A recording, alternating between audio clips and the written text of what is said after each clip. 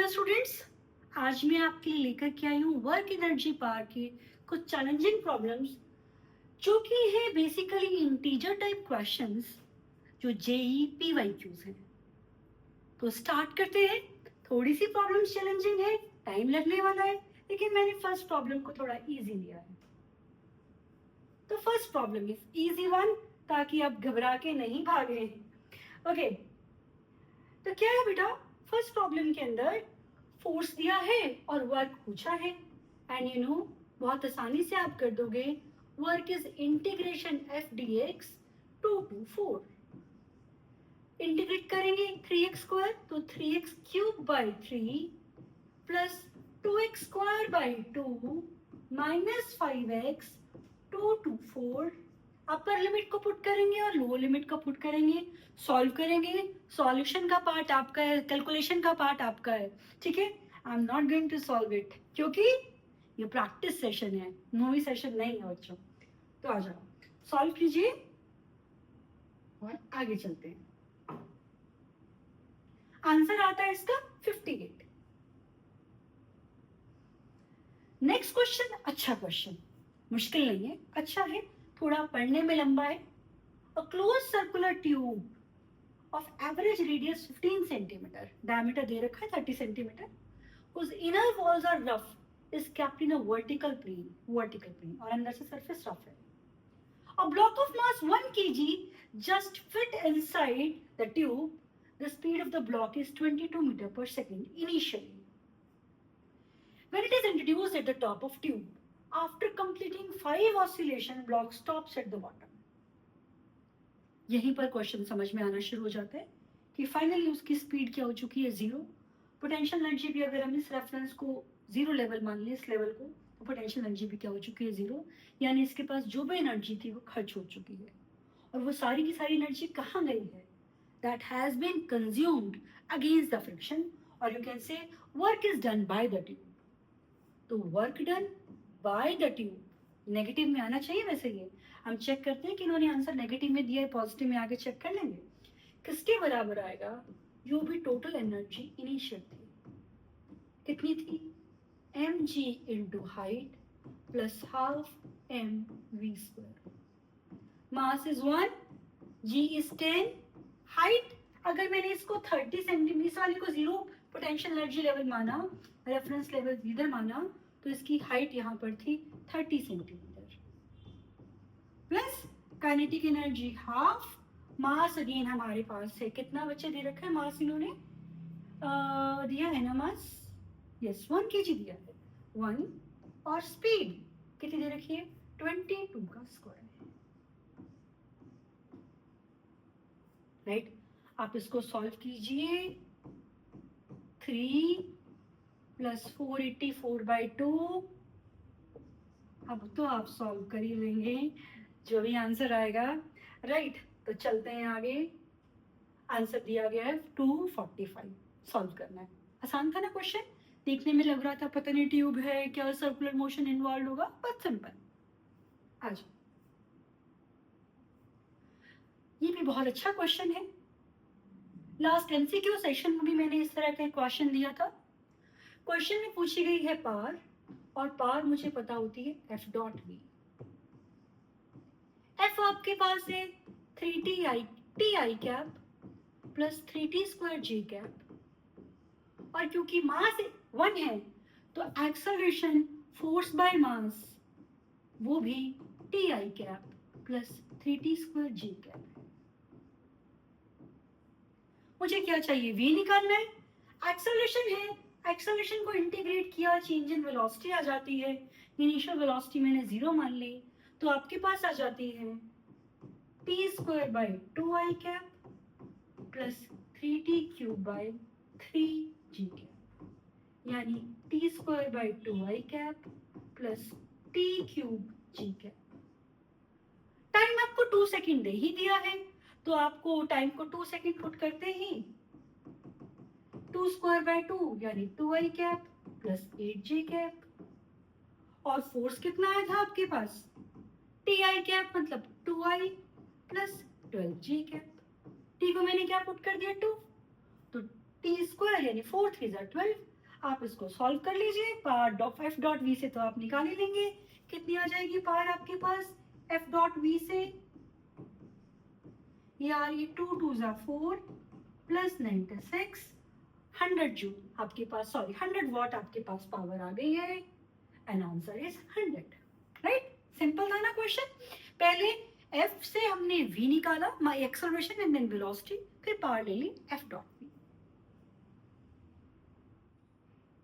तो बेटा इस क्वेश्चन को करते समय हमें क्या ध्यान रखना है, क्योंकि मुझे बॉल की velocity with respect to table निकालनी है, तो मैंने मान लिया कि बॉल पर एक सेंट्रीफ्यूगल फोर्स लग रहा है इस तरफ।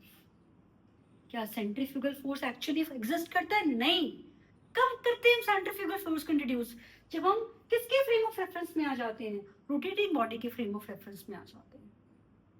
तो इस पर एक फोर्स लग रहा है, कितना? सेंट्रीफ्यूगल फोर्स m, अगर वो जिस पर डिस्टेंस पर है mr ओमेगा स्क्वायर होता है, अगर x डिस्टेंस पर है तो mx ओमेगा स्क्वायर। बॉडी पहले थी x इक्वल टू 1 पर और फिर आ गई x इक्वल टू 3 पर, तो जो वर्क होगा इंटीग्रेशन f dx वो किसके बराबर आएगा बेटा?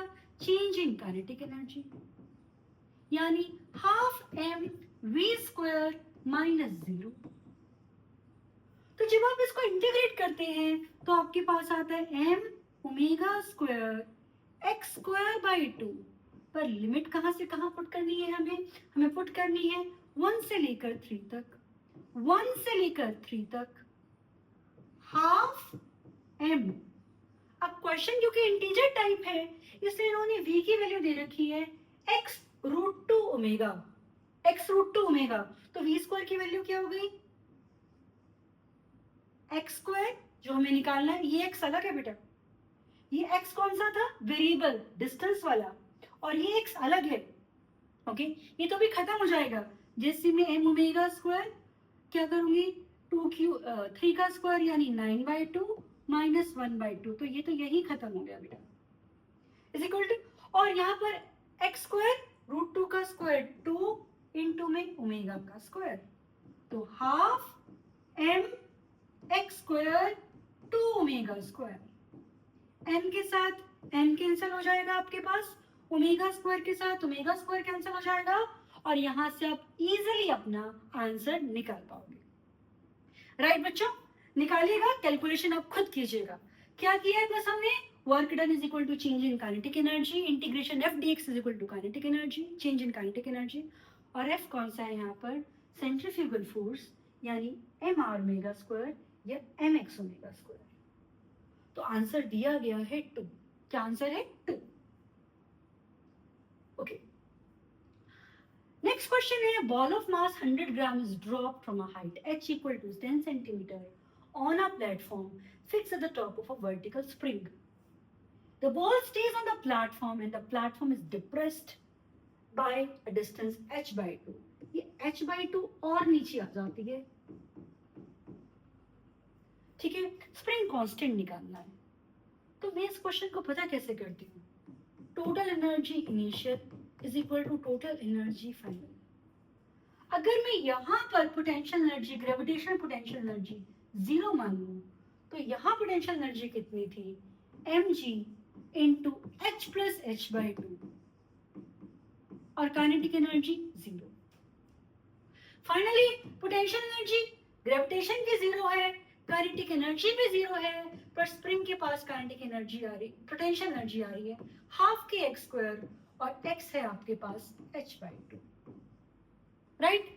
कोई डिसिपेटिव फोर्स नहीं दे रखा है, फ्रिक्शन नहीं है, फ्रिक्शन नहीं है, तो सिंपली मैंने इस जगह पर पोटेंशियल एनर्जी को लेकर 0, gravitation potential energy 0, total energy को कंजर्व कर दिया। इनिशियली स्प्रिंग की भी पोटेंशियल एनर्जी 0 है, ग्रेविटेशन पोटेंशियल एनर्जी है, और काइनेटिक एनर्जी भी 0 है, राइट। अब आप इसको सॉल्व करेंगे, 3/2 mgh is equal to half K h square by 4। बेटा इसके आगे तो सॉल्व करना आपका धर्म बनता है, तो धर्म को जरूर निभाइएगा। h 10 सेंटीमीटर दिया हुआ है, h 10 सेंटीमीटर दिया हुआ है, ये मैंने पहले नहीं देखा था, तो h को आप 10 सेंटीमीटर पुट कर दीजिएगा, ठीक है। मास भी आपके पास 100 ग्राम दिया हुआ है, तो मास को भी आप 100/1000 पुट कर दीजिएगा। बिल्कुल भी इसमें गलती नहीं करिएगा। जी को आपने क्या पुट कर देना है 10, हाफ के एच को 10/100, बिल्कुल 10/100 पुट करना मत भूलिएगा। 10 सेंटीमीटर है बाय 4, राइट। तो सॉल्व कीजिए और के की वैल्यू को निकाल लीजिए, राइट। तो के की वैल्यू सॉल्व करने के बाद इन्होंने दी है क्या? नहीं दी क्या? चेक करें, दी है ना 120। 120 इज द आंसर। के की वैल्यू कितनी दी है? 120 न्यूटन पर मीटर। अब next question, to maintain a speed of 80 km per hour by a bus of 500 kg on a plain rough road, plain rough road पर एक बस चल रही है 80 किलोमीटर पर आवर की स्पीड से और कांस्टेंट स्पीड से चल रही है, तो पीछे कुछ फ्रिक्शन लग रहा होगा, ठीक है। इंजन आगे फोर्स लगा रहा है, कुछ फ्रिक्शन पीछे लग रहा होगा। तो work done by engine of the bus will be, क्या कोई डिस्टेंस इन्होंने नहीं दिया है? दिया है 4 किलोमीटर। 4 किलोमीटर डिस्टेंस चली है ये, ओके। तो work done by engine of the bus, कितना वर्क किया है? तो बच्चे आपको समझने की बात ये है कि इस पर फ्रिक्शन लग रहा है mu M G, right.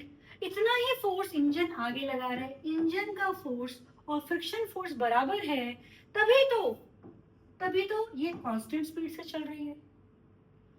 Work done, friction और इंजन का फोर्स बराबर, तभी ये कांस्टेंट वेलोसिटी से चल रही है।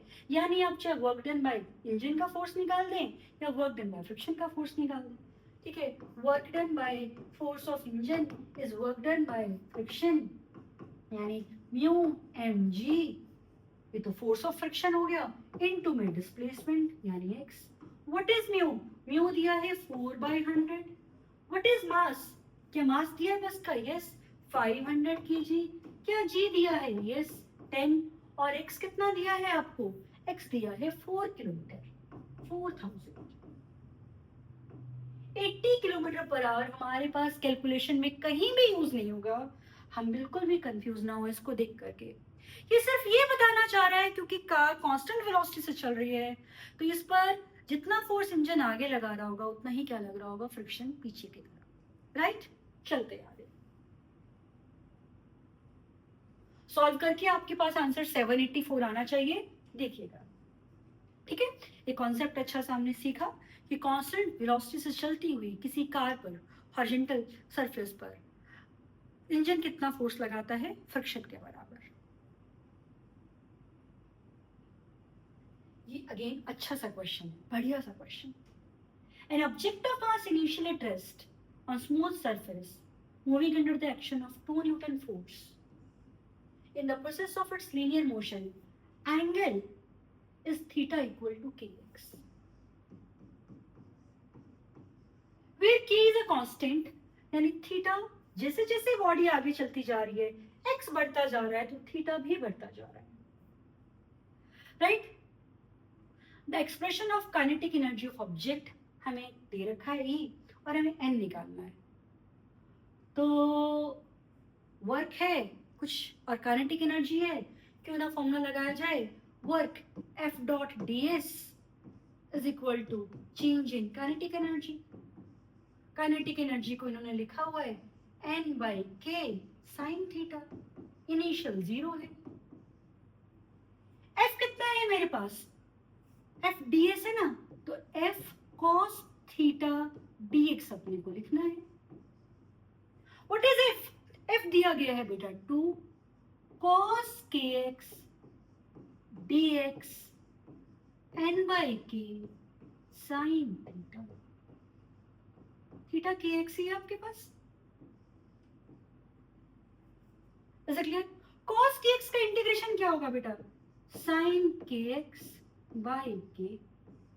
लो भाई सॉल्व भी हो गया, n/k sin थीटा, थीटा क्या है बेटा? kx है ना, तो sin kx से sin kx कैंसिल, k से k कैंसिल और n आ गया आपके पास 2। देखने पर क्वेश्चन अलग सा लग रहा था, क्योंकि थीटा पता नहीं क्या था, थीटा समथिंग समथिंग के एक्स था। ऐसा तो हमने क्वेश्चन नहीं किया, पर इजीली आपने सॉल्व कर लिया। अगर आप सीधे एफ डी एक्स लिख दोगे तो गलत हो जाएगा। एफ डॉट डी एक्स लिखा तभी एफ कॉस थीटा आपके पास निकल कर आया। तो थोड़ा सा केयरफुल रहना इस क्वेश्चन को करते हुए। तो क्या आंसर ठीक है? कंप्यूटर महाशय ने बताया कि आंसर ठीक है, आंसर है 2। आओ आगे चलते हैं। A small ball tied one end of thin string is describing a vertical circle. Vertical circle में आपकी कोई बॉडी है, वर्टिकल सर्कल में आपकी कोई बॉडी है और कहता है कि टेंशन मैक्सिमम और मिनिमम की रेशो 5:1 है। तो इसे करते हुए मुझे पता होना चाहिए कि यहाँ टेंशन मैक्सिमम होती है और यहाँ पर T माइनस एम जी होता है सेंट्रीपिटल फोर्स, यानी T माइनस एम जी जो कि सेंट्रीपिटल फोर्स है, तो T होगा mv² by r plus mg। ये हो गई T मैक्सिमम। और T मिनिमम कैसे निकाली जाए? टॉप पर टेंशन मिनिमम होती है, mg भी नीचे होता है, T plus mg centripetal force होता है, तो T होता है सेंट्रीपिटल फोर्स माइनस mg। लेकिन यहां पर वेलोसिटी v भी ले लेते हैं। पूछा क्या है? वेलोसिटी एट हाईएस्ट पोजीशन, यानी v भी पूछा है, राइट? तो सबसे पहले तो हम इन दोनों की रेशो को 5:1 लिख देते हैं। लिख दें इस रेशो को, क्या लिख दें? 5:1। क्या मेरे पास अगला पेज अवेलेबल है? जगह है? ओके, थोड़ी सी जगह ऐड कर लेते हैं। क्या किया हमने? mv² by r plus mg upon mvb² by r minus mg is equal to 5:1। यहाँ से m n कैंसिल हो जाएगा, m n कैंसिल हो जाएगा, आपके पास आएगा va² plus gr upon vb² minus gr equal to 5:1। Okay, एक और बात, क्योंकि टोटल एनर्जी कंजर्व है, जितनी एनर्जी यहाँ है उतनी एनर्जी ये है, ए और बी पर हम एनर्जी को कंजर्व कर दें और यहाँ पोटेंशियल एनर्जी 0 ले लें, यहाँ पोटेंशियल एनर्जी mg इनटू में 2r लेनी पड़ेगी क्योंकि हाइट है 2r। तो हम क्या कर देते हैं? Total energy at A is equal to total energy at B. What is energy at A? Kinetic energy है हाफ mva² प्लस 0, बी पर kinetic energy half mvb² plus potential energy mg into में 2r। तो बच्चे m m n cancel, va² minus vb² आपके पास आ गया 4gr। इसी चीज का आपको यूज करना है आगे। v² को आपको पुट कर देना है कितना? vb² प्लस 4gr, एक gr पहले से आपके पास प्रेजेंट है, vb² minus gr equal to 5:1। ठीक है, जी 10 है और आई जहां तक मुझे ध्यान है रेडियस इस क्वेश्चन में कितना दिया गया है? 1 होना चाहिए। यस, तो रेडियस 1 है। अब आपको जी को 10, आर को 1 पुट करना है, वी भी आपके पास बड़े मजे से निकल करके आएगी। प्लीज सॉल्व कीजिएगा बच्चों, वीडियो को पॉज करना और क्वेश्चन को सॉल्व करना, राइट? बहुत ज्यादा जरूरी है कि हम कैलकुलेशंस को करते करते ही आगे बढ़े, मूवी की तरह इस वीडियो को ना देखें। आंसर आता है 5। आई नो आप सिंसियर बच्चे हो, जो इस स्लाइड तक पहुंच गया वो ऑब्वियसली सिंसियर है और वो जरूर अच्छे से काम कर ही रहा होगा। ये भी बहुत अच्छा क्वेश्चन है। कहता है एक बॉडी है जो ऊपर से नीचे आती है और BC ट्वाइस ऑफ AC है। अगर ये 2x और ये x, क्या पता नहीं ये कलर स्क्रीन पे आ रहा है कि नहीं, तो ये x और ये 2x मैंने लिख दिया, राइट? ये हाइट एच अपॉन 3x क्या हो गया, साइन थीटा, तो मैं एच को लिख सकती हूँ 3x साइन थीटा, अगर जरूरत पड़े क्वेश्चन में। तो कहा गया है कि जो ब्लॉक है वो रेस्ट से स्टार्ट होता है और फाइनली रेस्ट पर ही आ जाता है, लेकिन सी ए सरफेस रफ है और कोफिशिएंट ऑफ फ्रिक्शन म्यू है। ठीक है, तो इस क्वेश्चन को कैसे करें बेटा? बॉडी हुई है रेस्ट से स्टार्ट, यहां तक उसने स्पीड बढ़ाई, फिर स्पीड कम करते हुए उसकी फाइनल स्पीड क्या हो गई, 0। फ्रिक्शन लग रहा है, तो मुझे बेस्ट तरीका इसे करने का लगता है, work done by non conservative force is equal to change in kinetic energy plus change in potential energy. आप इस मेथड को ट्राई कीजिएगा। जब ये बॉडी नीचे आ रही है, जब ये बॉडी नीचे आ रही है तो इस पर फ्रिक्शन लग रहा है बच्चों पीछे की तरफ, राइट? कितना फ्रिक्शन लगेगा, म्यू के एन, तो friction force mu k N, m g को एन की वैल्यू क्या है, एम जी कॉस थीटा, यानी mu k m g cos theta, और डिस्टेंस कितना चला है, x, mu k m g cos theta into x, और काइनेटिक एनर्जी का चेंज बी पर भी 0, यहाँ पर भी 0, तो 0 माइनस 0। पोटेंशियल एनर्जी का चेंज फाइनल 0 और इनिशियल कितनी थी, एम जी एच, तो जरूरत पड़ गई हमें एच की। यहां से मेरे पास सॉल्व करके एम और एम कैंसिल हो जाता है, म्यू के, पता नहीं कलर कैसा दिख रहा होगा बोर्ड पर कैमरा में, म्यू के g cos theta is equal to g h, यानी 3x साइन थीटा। तो बेटा जी g के साथ g कैंसिल हो रहा है आपके पास, और यहाँ पर एक x भी था जो मैं लगाना भूल गई, x के साथ x कैंसिल हो रहा है, तो मेरे पास म्यू के की वैल्यू आ रही है 3 tan थीटा। और देखते हैं वैल्यू ये आई है कि नहीं आई है, चेक करें क्या, म्यू के 3 tan थीटा के हमारे पास 3 आना चाहिए, और के खुशखबरी है कि 3 आ चुका है, वेल डन, शाबाश शाबाश, राइट?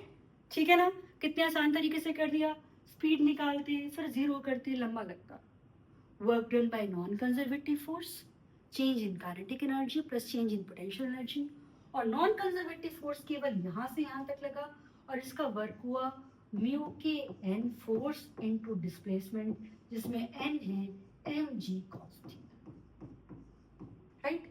ये हमारे पास हुक स्टेप, की स्टेप इसका है, right? And this is the last question I am going to do, जरूर देखिएगा, बहुत अच्छे से आपको हम बताने वाले हैं। जहां पर यहां से बॉडी रेस्ट से स्टार्ट हुई और यहां पे जाकर के वो सरफेस से अलग हो जाती है, और आपसे पूछा गया है क्या, height h at which the block will lose the contact, okay? तो बेटा आपको पता है यहाँ फोर्स लग रहा है mg, यहाँ लगता है n, और यहाँ लगता है mg cos theta. mg cos theta minus n है सेंट्रीपिटल फोर्स,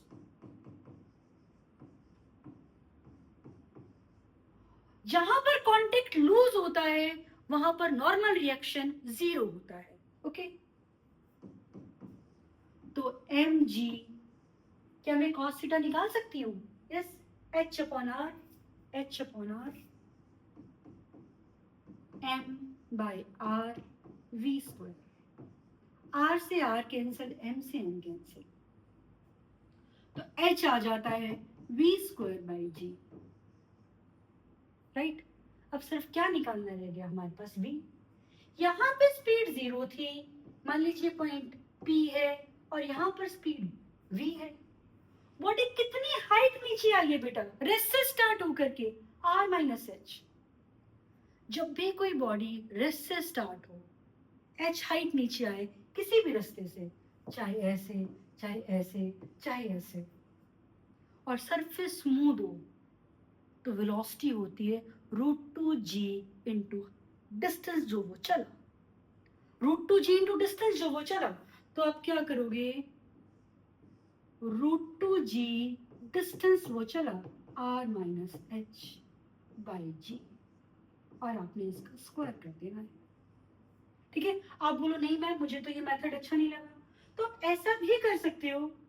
कैसा बेटा, कि यहाँ वाली और यहाँ वाली एनर्जी को आप इक्वेट कर दें। यहाँ आप ये कह सकते हैं कि यहाँ पर पोटेंशियल एनर्जी थी mgr और काइनेटिक एनर्जी थी 0, और यहाँ पर पोटेंशियल एनर्जी है mgh और काइनेटिक एनर्जी हाफ mv²। तो आप ऐसा भी कर सकते हैं, और आप सॉल्व करके जब निकालेंगे तो mgr प्लस 0 आपके पास आ जाएगा mgh plus half mv²। m के साथ m cancel, g into r minus h आएगा v²/2, तो v आपके पास आ जाएगा √2g r माइनस एच, जैसा कि मैंने आपको पहले बताया था, राइट। तो आपके पास यहां से v आ चुका था कितना, √2g r माइनस एच का स्क्वायर बाई जी। तो आपने यही करना है, क्या करना है, v is equal to h is equal to 2g r minus h by g है ना शायद, यस। तो h आ गया 2r माइनस 2h, 3h आ गया बेटा आपके पास 2r, और h है 2r बाई 3। ये क्वेश्चन को हमने सॉल्व किया, पर इसका सोल्यूशन भी बच्चों आपको, ये जो रिजल्ट है ये याद रखना है कि अगर कोई बॉडी रेस्ट से स्टार्ट हो स्मूथ प्लेन पर, तो वो किस हाइट पर अलग हो जाती है, 2r/3। ये आपको याद भी रखना चाहिए, क्योंकि एग्जाम में सारे क्वेश्चंस हमें सॉल्व करने नहीं चाहिए। कुछ जो आते हैं पहले से उनको डायरेक्ट भी हम कर सकते हैं, ताकि जो क्वेश्चन टफ है उनके लिए हमें ज़्यादा टाइम मिल जाए। तो दिस इज वन क्वेश्चन जिसको आपको याद रखना चाहिए रिजल्ट को, राइट बेटा। तो अच्छे क्वेश्चंस हमने किए, आई होप यू एंजॉयड। तो मिलते रहेंगे, बाय बाय।